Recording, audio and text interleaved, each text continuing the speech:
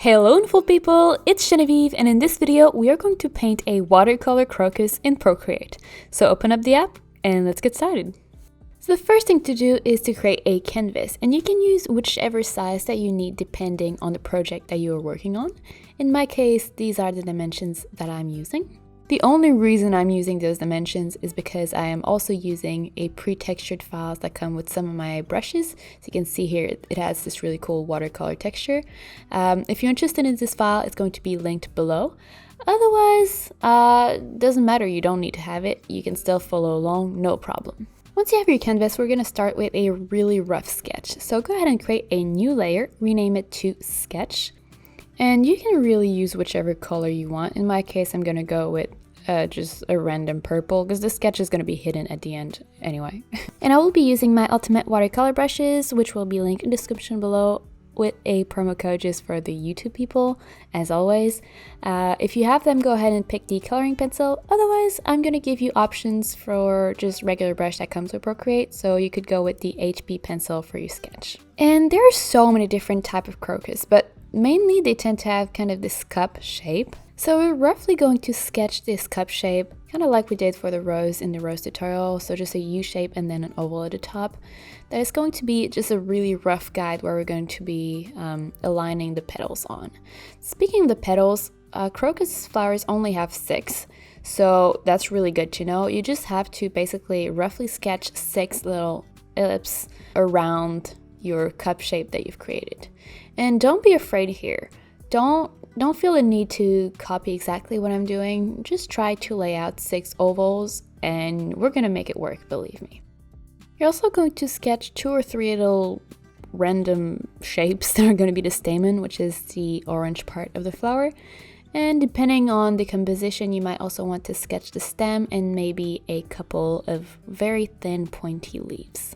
And you don't need to have a perfect sketch, like definitely don't go in with your eraser, that is not necessary. Just draw some really rough lines because we're gonna hide it at the end anyway.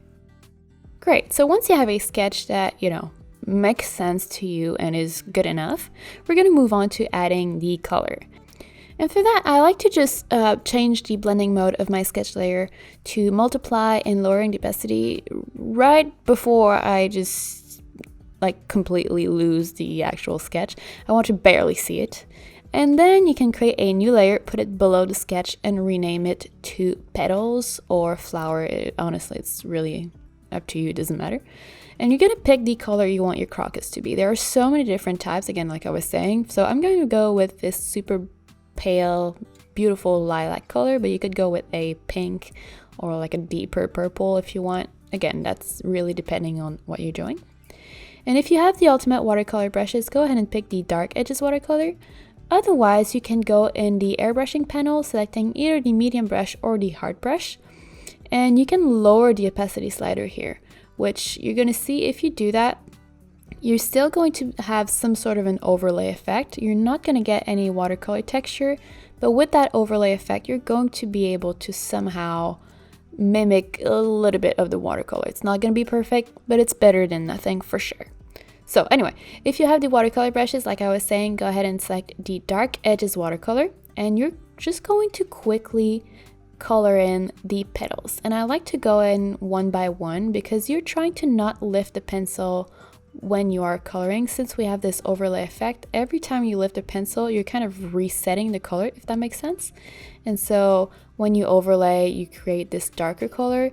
So we're trying to draw the petals one by one, so that for now they are just like one solid color. And once you have your petals, we're actually going to now use this overlay to add the shadow. So you're just going to go over the parts where you want it to be darker. In my case, I'm going kind of where the petals overlap each other. So it's probably going to be towards the center of your flower. And yeah, you can just go 1, 2, or 3 times over and make the color darker and more saturated every time. And since we're having these kind of digital overlay effect, we're actually going to blend them in a little bit. So you can go ahead and hide your sketch layer. And if you don't have the watercolor brushes, just set your smudge tool, so the finger icon, to the medium or soft brush in the airbrushing panel. Otherwise, if you have the watercolor brushes, go ahead and set your paintbrush or your pencil to the water blender. And all you're going to do is you're going to blend some of the edges in. So we want to lose this weird digital effect and make it feel more watercolory, but we also want to keep some edges sharp and hard. Otherwise it's going to look like a big blob, and that's not what we're going for. We're going for a flower. So you can see I'm just trying to create gradients here and keeping some hard edges. So usually you're going to blend the edges that are kind of in the middle of a shape, and you're going to leave the edges that are at the edges of the shape hard. And if you've watched this far in the video, please go ahead and comment the word spring in the comments below, because that gives me an idea of how to pace my video, which allows me to improve and create better tutorials for you guys. And also allows me to see your names and your face, which is really cool because you guys know me, but I don't necessarily know you. But I really like to connect with you guys. So anyway, go ahead and comment spring, and then let's keep going. So we're now going to add some of these little color variation details. I'm not sure how to call them.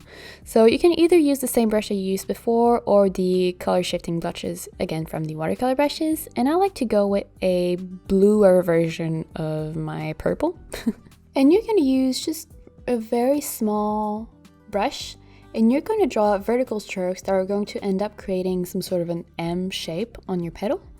And the center point, depending on the type of crocus that you're drawing, you might want to drag it towards the bottom. So make sure you look at the video to know what I'm talking about, but it's nothing too complicated, and it really doesn't need to be precise because we're going to blend stuff in a little bit better later. So right now it's kind of looking like very rough and sketchy. Not sketchy in the way like that's not the right word, but anyway, you understand what I'm trying to say. It looks like it's been sketched, which is what it is. But don't worry about it for now, because we're gonna fix that like I was saying later. Right now you just want to pretty much lay down the color while still making sure that you are drawing vertically, so we have some sort of a basic texture. And depending on how much detail you want to have in your flower, you can go and repeat this step multiple times with an even darker and darker color every single time. So I'm just going to go over twice, but you can go over 3, 4, 5 times even, depending on how much time you have, and again, the result that you're looking for. And once you have these little M shape on all of your petals, we're going to go over and add a little bit of texture to the petals themselves. And basically what we're going to do is we're going to, kind of like if it was a leaf, we're going to draw some diagonal lines starting from the middle and going slightly upwards on both sides. So you're going to end up having like little V shapes all over your petals. And you want to make them subtle. You don't want it to be too crazy, but they can really help kind of show the direction of the petal and also just make everything feel a bit more structured, because yeah, otherwise it's looking a little bit blurry and maybe a little bit too soft, at least for my own preferences. Great, so we're done with the hardest part of this tutorial. Now we're just going to make it look good. So go ahead and select your eraser and set it to the soft brush from the airbrushing panel, and you're going to lower the opacity somewhere around 20-25% and making sure it is very, very small. You're going to go ahead and clean up the piece a little bit. And what I mean by that is we're going to make sure that the edges are really nice and crisp, and we're also going to add some light effect. So what I like to do is select one edge per petal and just really softly erasing it. What I mean with softly is I don't like press super hard on my pencil, and also tilt it so that I am using the tilting feature from the Apple Pencil. So yeah, just go over the top of the petals and one side and just erase it. You want it to blend, you want it to create some sort of gradient. You don't want it to just like be a super rough, hard erased line, and that is mostly why we lowered the opacity. And you can go for most of the steps, you can go again tweaking the opacity, this time lifting it a little bit and maybe making your brush a bit bigger and adding even more texture. You could reinforce this little line texture that we created earlier. So there are many things you can do here, but basically all you want is to add a little bit more crispness and cleanliness to your illustration.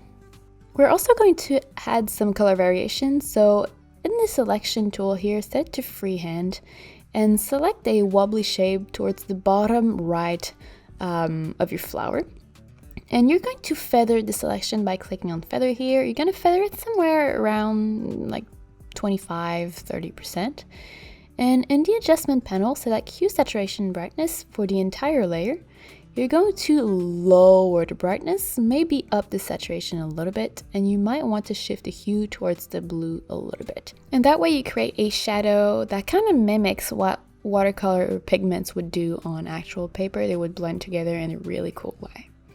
We're going to use this technique again, so the selection tool, set it to freehand. This time we're going to draw a super wobbly shape on the top left part of our flower. We're going to feather it around, 25-30% again, and in the hue, saturation, brightness, this time we're going to lift the brightness, lower the saturation, and we're going to shift the hue towards pink. So this is on the right this time. And next we're going to add the stamens, so this yellow part that's going to look really, really cool. For that, you just need to create a new layer and rename it to Stamen. I know this is such a surprise to you, I'm sure. And in your color palette, go ahead and select Harmony here in the bottom. And at the top, set it to either Triadic or Split Complementary. And pick the orange-yellow color. You can then make it, lighter and more saturated. But using this Harmony tool is going to make sure that it works really well with the purple or blue color that you picked. You're then going to go back to your main brush, in my case the Dark Edges watercolor, and you're just going to draw the same weird wobbly shape that we sketched first. You basically just want to have a pop of color there. It doesn't matter that much. We're not going to spend a whole lot of time here. You can also use your eraser to just go ahead and make sure that it doesn't overlap in any weird way with the petals. Make sure that your eraser is back to 100%, and you might also want to select your petal layer and actually erase the purple behind the orange, because remember, we're using watercolor brushes or brush with lower opacity, so we're actually seeing the purple behind the orange, and if you don't want that, just erase it. Nothing complicated here. So we're almost at the point of adding some watercolor details and effects, but before that we need to draw the stem and the leaves. So go ahead and create a new layer, rename it to Leaves or Stem, whichever you prefer. And you're going to pick a nice green color. I like to go with a green that is a little bit yellow and slightly gray, not like a bright green. And again, the same brush. And you might want to reactivate your sketch here, but really quickly you're just going to fill in the lines that you sketched or not. I mean, you can do whatever you want. I like to go ahead and overlay my lines a little bit because we're going to go and blend the overlays later, but that way you can have more color variation and some really nice shadows super quickly. So yeah, once you have that done, go ahead and hide your sketch layer again. You can use the eraser tool if you want to tweak anything, but I'm really just gonna go in with my water blender or the smudge tool if you don't have the watercolor brushes and blend in some of the edges. Again, you want to keep some sharp, of course, but you want to blend in the ones that look too digital. So super easy, nothing complicated. This is an easy tutorial, no need to worry. The last thing we have to do is actually to add some splatters. So to do that, go ahead and create a new layer on top of everything that you're going to rename to, guess it, I'm sure you can guess it, splatters! Sorry guys, I'm so tired right now. Yeah, and you're going to change the blending mode of this layer to linear burn. That way the splatters are just going to blend a little bit better with the colors underneath. And I like to use all three of the colors that I use. I'm going to select the splatter brush from the watercolor toolbox. Otherwise, you can use in the spray paint this brush here, but it looks super dense and I am not a fan. But if you don't have the watercolor brush, that is an alternative that you can use. Otherwise, just use the regular splatter brush and it's going to work really well. So I like to start by adding a few little purple splatters, not too much. You don't want to go overboard here. It is easy to go overboard. And then I like to go back to my orange yellow color, maybe make it a little bit lighter and adding some orange near the stamen, and then maybe even adding some green around the stem. Again, you don't want to go overboard, you just want to have a little bit. If you have the watercolor brushes, you can also use the salt brush, always starting from a white part of your canvas or a transparent part of your canvas towards the color. You can add these little like reverse splatters, I guess. And yeah, that's a really nice way of adding more texture. So make sure you select either like the layers individually, because this is kind of a blending brush. It's not adding colors to your canvas, it's blending. So make sure you select the shape that you want to add the effect on. Basically, that's what I am trying to say. So there you go, this was how to paint a watercolor crocus in Procreate. I hope you enjoyed this video, and if you did, make sure to give it a thumbs up because it really does help the channel. If you want to check out the brush that I used as well as the pre-textured file, it is linked in the description below along with the promo code. And I would love to see what you guys create, so make sure to share the results with me either on Facebook, Instagram, or Twitter. And before you leave, don't forget to subscribe because I put out new videos just like this one every single week. I'll see you soon.